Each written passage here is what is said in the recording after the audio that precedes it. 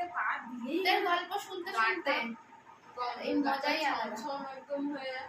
এবার তারপরে আমি ওখানে গল্প জমে উঠেছে।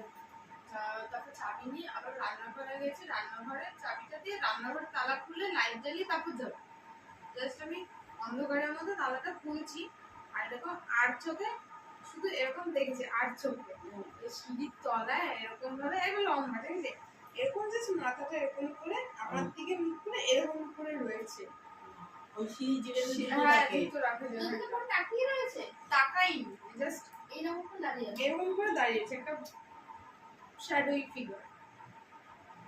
তারপরে আমি ওই দেখে তাও আমি বাথরুমের লাইট জ্বালিয়ে ওইখানে যেখানে দাঁড়িয়েছিল সেখানে দাঁড়িয়ে আমি তালা খুলেছি। তালা খুলে আমি বাথরুম গেছি, বাথরুম করে এসে আমি যখন তালাটা মারছি আমার ফিল করছি আমার পেছনে কেউ একটা দাঁড়িয়ে রয়েছে, ঠিক আছে।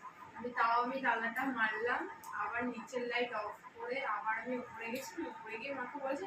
পরের দিন মা সেম জিনিস